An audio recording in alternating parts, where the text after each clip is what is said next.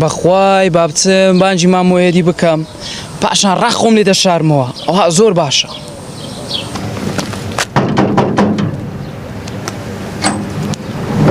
مامۆیەت ئەوە بام ئەمنی ناردیا گوتی بڕۆ و مامۆیەتی دەچینە تازی ئەو جەگە لەگەر بێگە لە باشە. باشە کوڕێ خۆم ئێستا دەچم پشتێنەکەی دەینم و یەکسەر پێکڕان دەچین. نەڕۆیا ئەو کە دێم. ئەوجە یعنی ئەم لەسەر تو ڕاوەسمە تا تو پێش بێندێنی کورە وەڵا دەڕۆم. چی وت؟ بەخوای خۆی لە من دزیەوە و بەگەر برادەکانی کەوتێ. ئەوە حاڵەی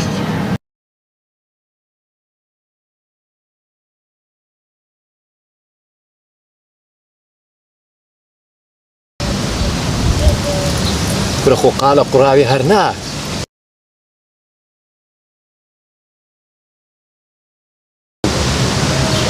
هۆ قالە بە دیار کرد بەس چیازەنجی مایەوە بێ. هلا عباس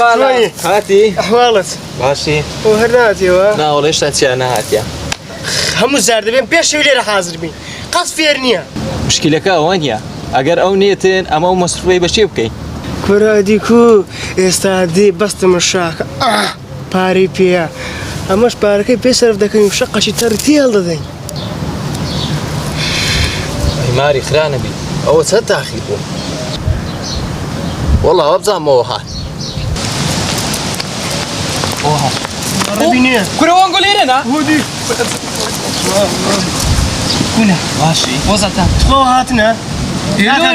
کاکە گەلێ ئادی خۆت نایمێ لەگە مەش مەگەرێتەوە کورە بە ئەم ئیشی پێ ئیش کاکە ئەنگۆ لەوەندە بەگلەینە کاکە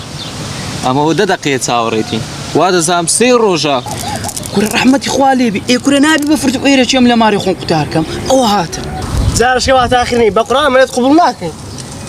کورە باشە کاکەن گۆر شارەزای بام نینە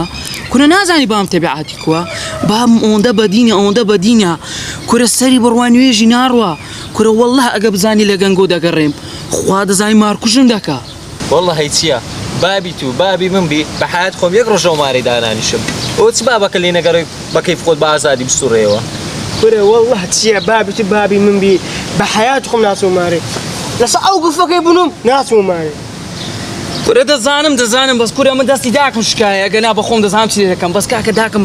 پارەم دەداتێ هەرچم حەزێبی دەیکەم. ئەوەی بریقینە کورە داستم باوڕێن داکەم پارەم دەداتێ چیەوە هەستە باوڕێ کاکە دەبڕۆ پێش دەبڕۆندێ.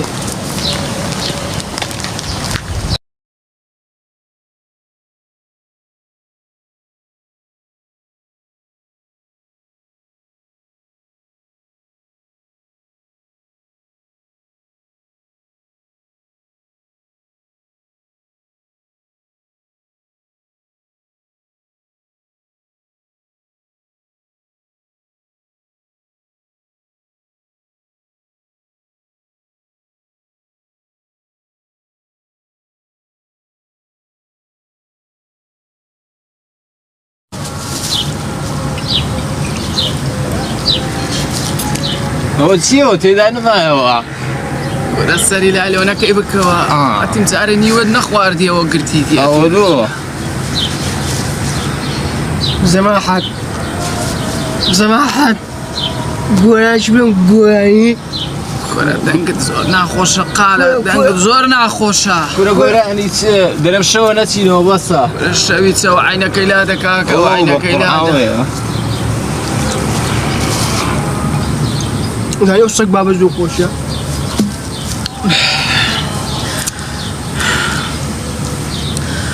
بخۆنەوە هەتا پێتان دەکرێ بخۆنەوە ئەم ڕک پاردەمەوە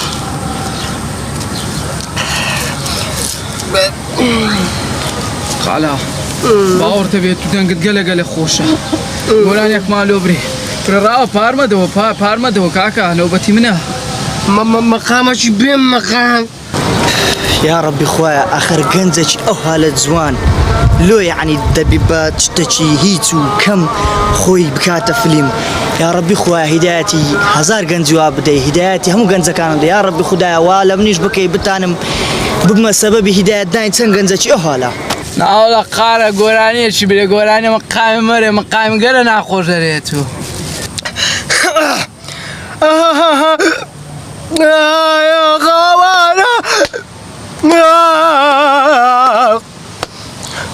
شوێنە گەلە خۆش دەرێت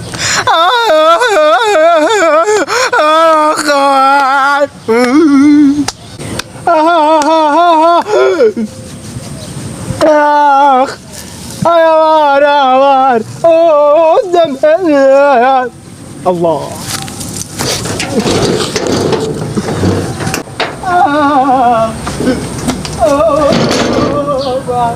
ئەوریشی خۆم کرد هەردووچیانت سەرخۆش کرد بەخۆشم دەچبەوە باری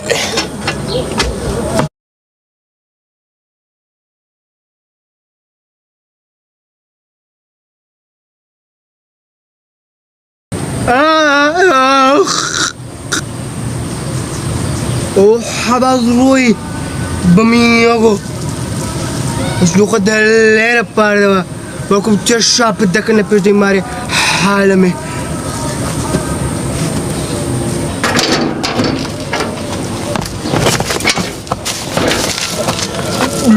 لغت دلیر پارده و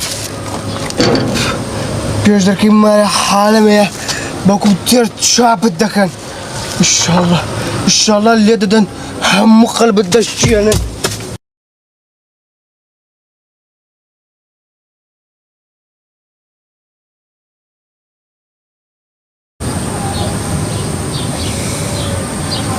ئای خۆە ئای ئەوە دیسان ئەمنیان بەجێهێشت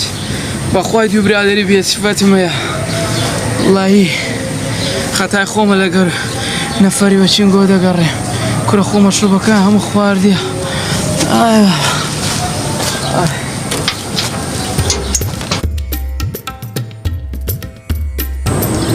وڵای هەتا باوام ئەمنی لێرە نەیدیە با بچۆ مارێ باگارەگارە لەگەدا چشم نەکاتن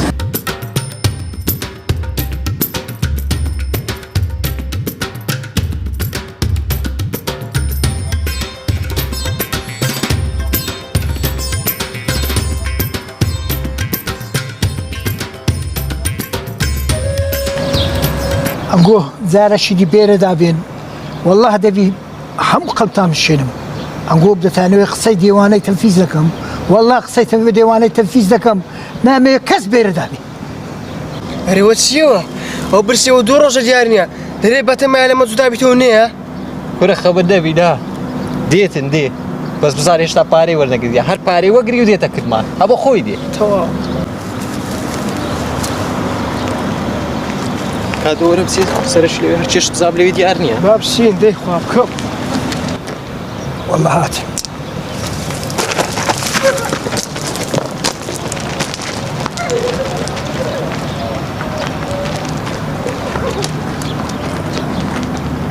والله واتان لێ دەکەم دەبی قسەی مام دێوانەی تەنفیز بکەم والله بابا تۆزێک مندوو هلاکم چیژمە تاڵان ئەمە لە ئێران بووینە ئێستا هاتنەوە ئەو وڵاتەی ئیشاڵڵە ئەو وڵاتە خێری و بەرەکەتی لۆمە دەبیتن بە تەمای خوددا بابەجان ئیشاڵڵە ئەتوش ئیسرعات دەکەمش ئیسرعات دەکەم کچم ئێستا دەچمە دەرێ دەمەشکە دێمە تا دێمە چایەکە ئازرکە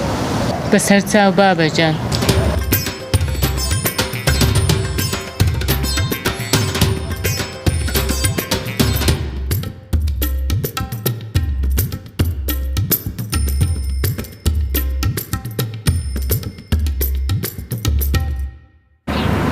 قالە وتیانە بەرێوەڵەوە چیەوە برادری تازی کردە بە قوڕان کورە کوڕی ئەفعالی تێکەدا ها هاوچی مزگەفتی دەکەوت دایمە لە مزگەفتیە هەیە چییە؟ ئەوانە برادەرەکانی تو نەبوون؟ کورە والله شەرمێ دەکەم هەر ئاوڕێژ بدەمەوە بەخوای یعنی نازام ئەمە کوولە گەرەوانە گەڕایمە یعنی تو ئێستا شەرمێ دەکەی کە برادەری هاتە بوونا؟ ئەرێ والله زۆر پەشیمانم دە لەو خوایە بە زیاد بیا ڕەبی خوارێت بە زیاد بتن یا ڕەبی خوایە هەرچی کەسی خراپە وەچوەی ئەها هیدایەتی بدەیت الحەمدولله بابڕێ ئەی قالە فۆڕاز ڕۆی سەلامیشی نەکرد نەمگوی ئەفعالی تێکدایە ئەرێ والله ئەفعالی تێکدایە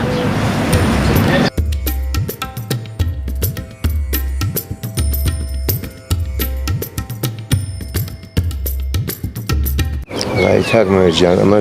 ئاوارە بنکەتنی ئێران تازە ماوە کاتینەوە ێ باشە چ دەکەی چ ناکەی بە چ خەریکی وڵی کاکمەوەجیان جارە چ ناکەم وە جارەوە دانیشتینەوە ماڵ و منداڵت خێزانت چیان بەسەرات وڵی کاکمەوەجیان بەس کچەکەمەیە خێزانەکەم ئەمرێ خوا کرد پێکۆ لەگە کچەکەم دانیشتینە بەڕاستی ناخۆش بوو کاکمەوەجیان دیارەخوا ئەوای پێخۆشخوا ئەوەی لە بۆ مەهینیان مادەم هاتیەوە لەناو پاش زوو سەردانی یەک دەکەین بەخێر بەسەر چاوم وڵی کاگەمەجیان ئەوە ماریم لە هەری شەشتێمم لە خزمەتم بەخێر بێ سەر چاوم بێت وەڵا ئەمە سەرت لێ نابڕم لەناو پاش زوو دێمەکەنت جام دەڕۆم سەرێکی لە کاک یاسینی دەم سەر چاوم نەخوافیس بەڕاستی برادری زۆر چاک بوو لە قەدیم و دەیناسم ئینسانی زۆر بە وەفا و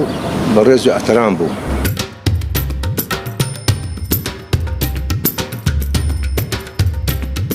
کاوەرە وەرە وەلا بەرێ سەلام عەلەیکوم خێر بێ عەلەیکوم سەلام وەرە نابێ مەوەرە نابێ مەدەی بەرێ فەرموو بەرێ بەڵێ. فەرموو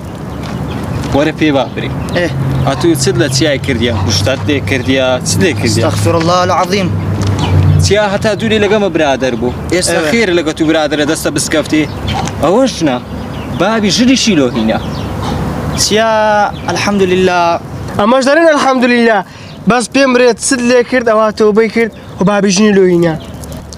والله هیچم لێ نەکردی قابلە چم لێ کردی بەس ئەوەندە لۆ خۆی لەگەرە من هاتو چی مزگەفتەی کرد و الحەمدولله خوا هیدایەتی دا و ئەوە لۆ خۆی هاتو چی مزگەفتەی کرد و بابیشی ژنی لۆهینە و بۆ پیاو ئەنگۆژەگە عستان لێ دەتانن هاتو چی مزگەفتەی بکەن کاکە لە خۆتان نوێژ بکەن بگەڕێنەوە بەس هاتاکەینێ بندیواران و ئەولا بەشم خوا هیدایەتتان بداتن وەچی چیای لە خۆتان بنە پیا و ژنی بین و بنە ساحیب عالی خۆتان یعنی ئەبدو قالا هاتووی بزگەفتی بکەین بابش ماڵۆ دەیدی ئەنگۆ جارێ هاتوچی مزگەفتێ بکەن خوا گەورەی لۆ ژن هینانەکەش کاکەەوە هەموو قسمەت و نسیبە ئەوی دیکە لەدەست خوای وەڵایی بادام وەیە ئەمە ژەر و پاش پێچ فەرزە لە بزگەفتی دەبی لەگە تو دێ الحەمدولله بەس یەک شت ئەمن زۆر غیبەتی توم کرد دەمگە فعلی چای تێکدایە تو دینت گرت مازە ورە براکانم گەردەنتان خۆش و ئازابی ئەمە هەموو مسلمان ئیشاءالله ئەوجا ڕاست بە بڕۆینە مزگەفتی لە ئێستاوەڕە پێش بکە ئەتو ڕاوە ڕاوە یعنی ئەمە ئەو خۆ بگودا حەبا کردیا خوالی با خۆش دەبی کورە بابە خوای گەورە ڕەحمان و ڕەحیمە ئەدی جێت لێنە بۆ دەرێ هەزار گوناح و یەک تۆبە وایە استەغفر